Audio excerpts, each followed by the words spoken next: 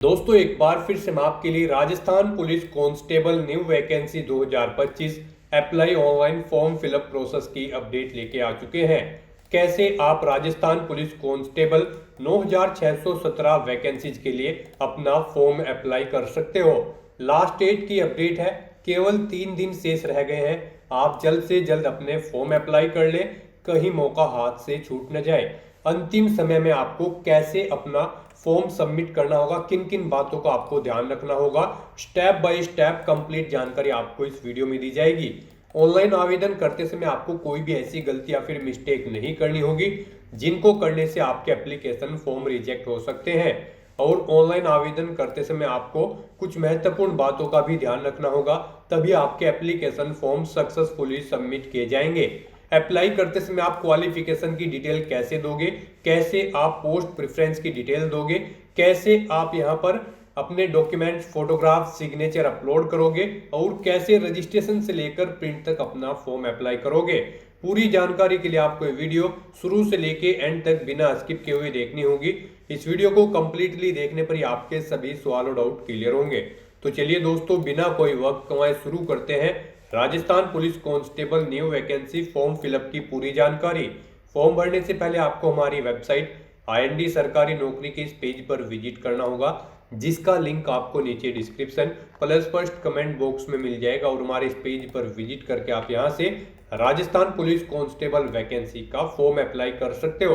Rajasthan police department police विभाग की ओर से constable GD, constable band, constable telecommunication और कांस्टेबल ड्राइवर की पोस्ट निकली हुई है, जिसके लिए टोटल 9617 वैकेंसीज है। यहां पर आवेदन की लास्ट डेट की अगर बात की जाए तो लास्ट डेट की न्यू अपडेट है। यहां पर अंतिम मौका है आपके पास आवेदन करने का, केवल 3 दिन शेष रह गए हैं। लास्ट डेट अप्लाई करने की 25 मई 2025 है। 5200 से 20,200 सैलरी है। 12th पास प्लस CET से आप अप्लाई कर सकते हो।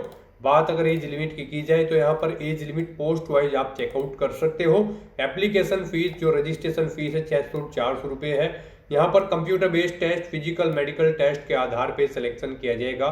फिजिकल की कंप्लीट इंफॉर्मेशन आप चेकआउट कर सकते हो, ऑनलाइन अप्लाई कर सकते हो। राजस्थान जॉब लोकेशन है sso.rajasthan.gov.in इसकी ऑफिशियल वेबसाइट है, जिससे आप ऑनलाइन अप्लाई कर सकते हो।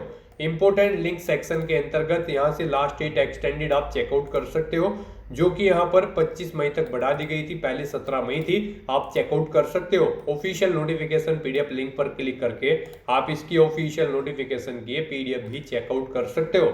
इसमें आपको आवेदन करने की पूरी प्रक्रिया दी गई है, साथ ही साथ क्वालिफिकेशन, एज लिमिट की डिटेल, साथ ही साथ फिजिकल क्राइटेरिया की इंफॉर्मेशन दी गई है, एग्जाम पैटर्न, सिलेबस की इंफॉर्मेशन और हाउ टू अप्लाई का कंप्लीट प्रोसीजर दिखाया गया है। तो अप्लाई ऑनलाइन करने से पहले आपको ये ऑफिशियल नोटिफिकेशन की PDF पूरा पढ़ना अनिवार्य है। इसको पूरा पढ़ने से आपके सभी सवाल और डाउट क्लियर होंगे।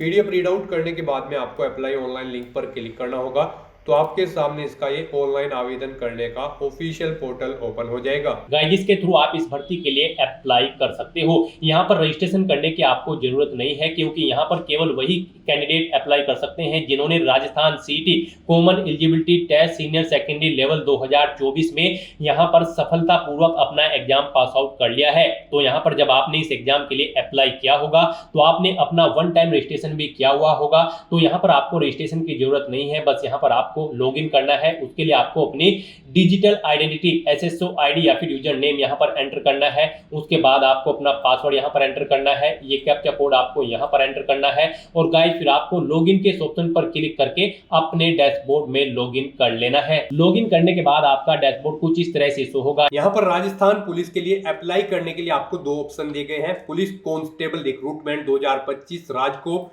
और यहाँ पर पुलिस टेलीकम्युनिकेशन रिक्रूटमेंट 2025 राजकोप। इन लिंक्स में से आपको किसी भी लिंक पर क्लिक करना होगा। दोस्तों, अगर आपने अपना OTR रजिस्ट्रेशन कर रखा है और अगर आपने फीस पेमेंट नहीं किया है या फिर eKYC नहीं की हुई है, तो आपको OTR रजिस्ट्रेशन की कंप्लीट वीडियो का लिंक इस वीडियो के डिस्क्रिप्शन बॉक्स में दे दिया गया है। आप उस लिंक पर विजिट करके complete OTR registration read out कर सकते हो और चेकआउट कर सकते हो कि कैसे आपको रजिस्ट्रेशन करना होगा।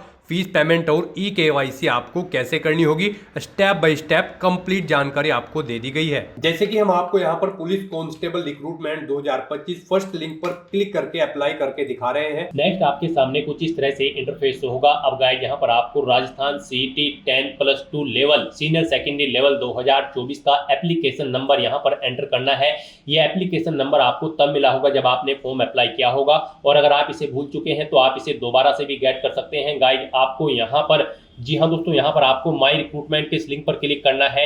यहाँ पर आपको आपका CET 2024 का एप्लीकेशन फॉर्म मिल जाएगा। वहां से आप अपना एप्लीकेशन नंबर गेट आउट कर सकते हैं और उसके बाद आप वो नंबर यहाँ पर एंटर करें और फिर आप सबमिट के इस ऑप्शन पर क्लिक कर दें। नेक्स्ट आपके सामने कुछ इस तरह से इंटरफेस ओपन होगा। अब यहाँ पर आने के बाद आप कांस्टेबल बैंड नॉन TSP या फिर कांस्टेबल ड्राइवर नॉन TSP या फिर constable driver TSP, constable general non TSP या फिर कांस्टेबल जनरल TSP, आप जिस भी एरिया के लिए अपना फॉर्म अप्लाई करना चाहते हैं यहाँ पर आप उसके टैब पर क्लिक करें। नेक्स्ट आपके सामने कुछ इस तरह से इंटरफेस शो होगा। अब यहाँ पर आपका वन टाइम रजिस्ट्रेशन से डाटा फैच कर लिया गया है, आपको यहाँ पर इसे रिव्यू करना है। अगर आप अपडेट करना चाहते हैं तो यहाँ पर आप अपडेट के ऑप्शन पर क्लिक करके अपडेट कर सकते हैं, और अगर सभी चीजें ओके हैं तो यहाँ पर बस अब आपको प्रोसीड के इस ऑप्शन पर क्लिक करना है और उसके बाद यहाँ पर आपके सामने कुछ इस तरह से इंटरफेस ओपन हो जाएगा। यहाँ पर आपका एप्लीकेशन फॉर्म स्टार्ट हो चुका है।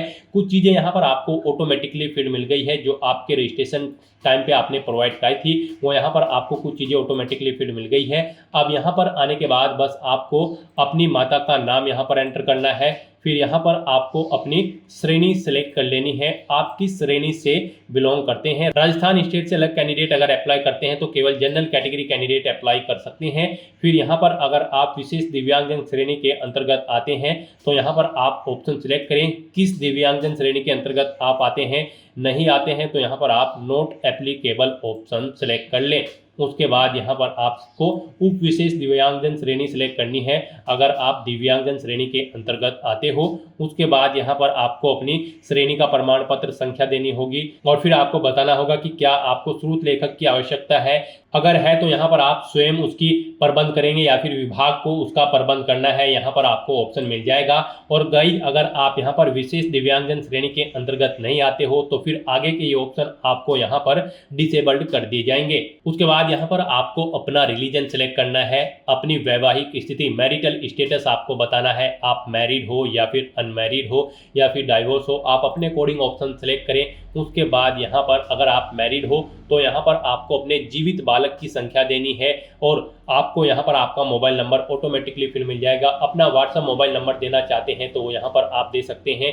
आपके पास जन आधार ID है तो वो आप यहाँ पर एंटर कर सकते हैं, नहीं है तो इस कॉलम को आप खाली छोड़ दें। गाइस यहाँ पर जिन कॉलम के सामने रेड कलर का स्टार बना हुआ है उनमें आपको डिटेल्स देनी मस्ट है और जिनमें नहीं बना हुआ है वो ऑप्शनल है, आप उनकी डिटेल चाहे तो दें चाहे या फिर न दें। यहाँ पर आप अपनी पोस्ट सेलेक्ट करें जिसके लिए आप अप्लाई करना चाहते हो। उसके बाद यहाँ पर आपको अपना कोरोस्पोंडेंस एड्रेस एंटर करना है।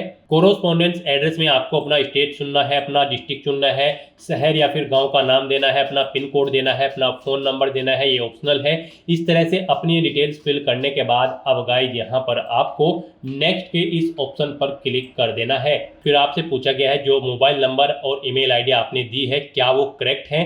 अगर करेक्ट है तो यहाँ पर आप यस के इस ऑप्शन पर क्लिक करें। बेसिक डिटेल्स प्रोवाइड कराने के बाद अब आपको अपनी पर्सनल डिटेल्स यहाँ पर देनी है। सबसे पहले यहाँ पर आपको अपनी नेशनलिटी सिलेक्ट कर लेनी है, फिर यहाँ पर आपको अपना स्टेट सिलेक्ट कर लेना है, उसके बाद यहाँ पर आपको अपना डिस्ट्रिक्ट सिलेक्ट कर लेना है। फिर आपसे पूछा गया है कि क्या आप इंडिया में कहीं बाहर से सेटल्ड हुए हैं, अगर हुए हैं तो आप यहाँ पर यस करें और फिर किस देश से आप सेटल्ड हुए हैं उस देश का नाम आप यहाँ पर सिलेक्ट करें और अगर आप इंडिया से ही हैं तो यहाँ पर आपको नो ऑप्शन सिलेक्ट करना है। फिर यहाँ पर आपको अपनी स्पेशल कैटेगरी विशेष श्रेणी की डिटेल प्रोवाइड करनी है। यहाँ पर आपसे पूछा गया है कि क्या आप भूतपूर्व सैनिक हैं, अगर हैं तो यहाँ पर आप यस ऑप्शन सिलेक्ट करेंगे और फिर आप अपनी सर्विस का स्टेटस यहाँ पर सिलेक्ट करेंगे और सर्विस अंडर ऑप्शन सिलेक्ट करेंगे और अगर आप नहीं है तो यहाँ पर आप सिंपली नो ऑप्शन सिलेक्ट कर लेंगे। उसके बाद आपसे पूछा गया कि क्या आप NCC के कैडेट हैं, अगर हैं तो यहाँ पर आप यस ऑप्शन सेलेक्ट करेंगे और फिर कब से कब तक आपने एनसीसी की है वो डेट आपको सेलेक्ट कर लेनी है। इनके अकॉर्डिंग यहाँ पर आपका एनसीसी कैडेट ड्यूरेशन कैलकुलेट करके शो कर दिया जाएगा